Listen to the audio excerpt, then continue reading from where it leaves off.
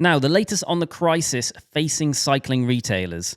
So, Giant, the bike manufacturer, their pre-tax profits have almost halved in the last year, and its sales were down 16%. Again, they are saying that they're struggling with too much inventory and not enough demand. Meanwhile, demand, that's putting it on the consumer. It's the consumer's fault, is basically what that says, doesn't it? I don't think that's what it says, no. It's just their supply outstrips their demand. I think it's just terminology. But oversupply is what they should use the wording for, not the demand. Yeah. We have oversupplied, not they have underdemanded. Meanwhile, a leaked memo from Trek suggests that it's about to start downsizing its business significantly. Oh, was this a leaked memo? I saw something about this the other day. So they're planning to cut their spending by 10% and reduce product models by 40% by 2026. Again, they're struggling with high stock levels and not enough demand. President John Burke told company leaders the market is in chaos. Is it a sensible move, what Trek are doing? I would say absolutely yes. There's more variety than there needs to be. As someone which has historically worked in a manufacturing or production, a product-based business, having lots of different products and models, it's just money. It just costs more and more money just so that you can have them. So this Trek thing came out at the Taipei bike show. I read an article about it. I can't remember what the magazine is called, but it's a magazine that's covering the show. And that's basically where the industry goes. So you get loads of different bike shows where consumers go, you get one where retailers go, and then this one's where the big factories and everybody shows up. I think I want to go next year. Oh, definitely.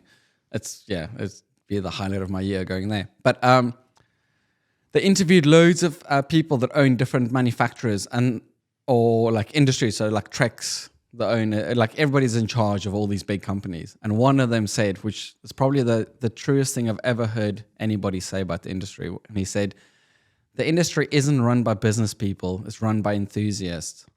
And that goes down to bike shop level for me as well, I think. And he said, we've got too many monkeys and not enough organ grinders.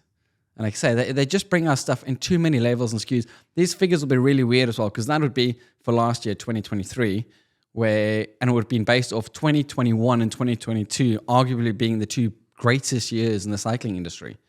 And people just kept on producing, thinking this lockdown craziness was going to go on forever and ever, and didn't factor in the hangover that's going to happen afterwards. And that's why they're struggling. But it's just a thing of people just think making more and more is better. I know of a clothing company that is bringing out bib tights where they had black bib tights and blue bib tights, but each one of them, they had the logos printed in 3 different colors. So now you've got 2 bib tights could just work, but one's got silver logos, one's got white logos, one's got orange logos, and you think to yourself, you'll know how many extra SKUs, and then you have to make for all these sizes and things, and you're just creating more and more and more. And it just makes it much harder for everybody, because if you have to stock in, you have to keep all this extra stock to be able to cover the range. And it's just a thing of kind of condense it down a little bit more. Yeah, it'll always be better. I saw something from Sigma Sports founder. Sigma Sports is, I think it's just UK based, isn't it? Retailer. They probably do sell a bit internationally, but they're a big shop. They're ultimately a shop in just outside of London that also have a really good website. Yeah, big online presence. And they said, someone asked, Road CC asked them about what they thought about Trek's move, and they said they think it's a good time to reset and have a look at what they're offering. And they said that they have done the same thing in the last couple of years. Giants and all the companies making more and more stuff. It's just they bring out frame sets in 3 different carbon layups, and most shops wouldn't even know what the difference between the carbon layups is. Let alone the consumer. Just kind of scale that down, and then all the different colors and things like that. And then every year forcing a new colorway, which they've not changed anything on the bike. They've just made a new color. And then they have to get rid of the old ones, and it's all these things. I mean, it's just a thing of... I guess it's something that works when the market is on the up in terms of people are buying. You want to have as much possible choice for people to buy, I guess. But it then hits you really hard on the way down, doesn't it? I've always been convinced that the yearly colour changes is just to force bike shops to buy more stock. To keep buying stock. Yeah, it isn't even for the consumers. It's just to make bike shops have to constantly buy more. I know of 2 of the biggest brands in cycling where people have had the bikes and then had them repainted, and while sanding it down, noticed different colors on a brand new bike. meaning like the old bike's just been painted over. Wow. It's just shocking. I mean, your bike's heavier for a fact, but it's just a thing of, that's the thing, because they try and force shops and saying, you have to take this many bikes if you want to continue being a shop. And it forces you to buy more stuff instead of innovating anything new. So meanwhile, retailers are seeing a knock-on effect as Wiggle launches an 80% off sale. And I think they're also saying that they are clearing out every single item that they have. So British clothing brand Lusso have said that they simply can't compete. In a recent blog post, they said, we have seen a slight drop in sales this quarter compared to last year, but speaking to other brands, it seems to be normal. The Wiggle closing down sale might have something to do with it, but it would be unfair to hold them fully accountable.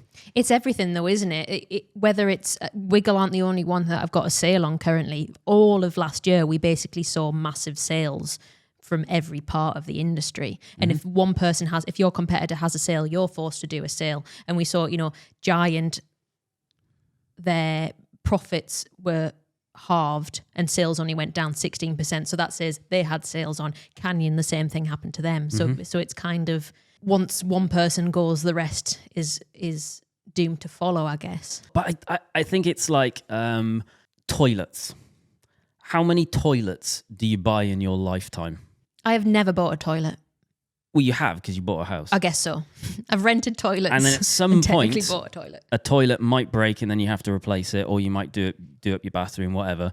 Ultimately, it's infrequent, isn't it? There's a limited amount of how many toilets you're going to buy in your life. Where's this going? The same thing applies to everything in one capacity or another. How many sets of cycling kit are you realistically going to own before eventually they'll fall apart and you'll want to buy new ones, or you might just want them anyway?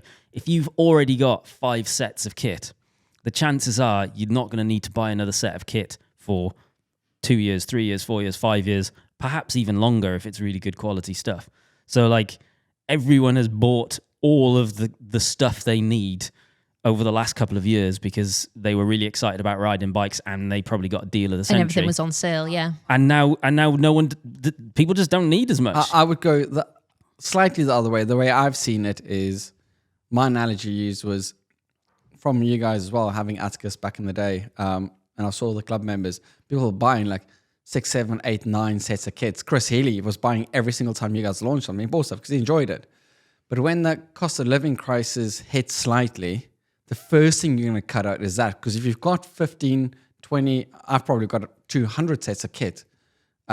You don't need more. Yeah. So essentially, you still want to ride your bike. You're still going to need tires. You're still going to need to service it and things like that. But the one thing that you've got in excess, that was the first thing that was always going to suffer.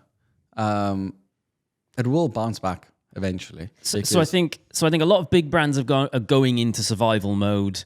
There's a handful of smaller brands or less prepared brands, i.e. Wiggle, I think is probably an example of it, that are less fortunate, and we're probably going to see more brands go pop over the next couple of years. My gut instinct is we are still 18 months from the turnaround and the next cycling boom to come back around. I think it will be interesting to see, because it's the Olympics year this year, isn't it? It is, yep. And 2012 was a really pivotal moment because I was going to say the UK, Team GB did really well in the cycling, and there was a massive uplift in cycling in this country, and it's kind of what brought about the boom. So perhaps if we get good results this year, there will be, I'm not sure it'll be enough to correct what's going on, because everything economical in terms of cost of living will still exist potentially, but it will be interesting to see if it will change perception and get things moving, or at least anchor them so that they're not going further down. I don't think it'll have any impact. Same here. And the main reason is there's no hype about the Olympics this year. There's no buzz. So I think the 2028 Olympics, which I believe is in LA, is going to be part of the next boom. I think people will get really hyped up about it. I think America will go wild for making it like huge and exciting and marketing the hell out of it. And I think it will. I think there'll be a big buzz around the 2028 one. But they would have to bring in new disciplines as well, like bike jousting. Yes, exactly that. Bike javelin. Bike javelin. Bike discus. bike jousting, you get tandems. Obviously, you put bigger rider on the back, smaller rider on the front. The one on the back's got the lines.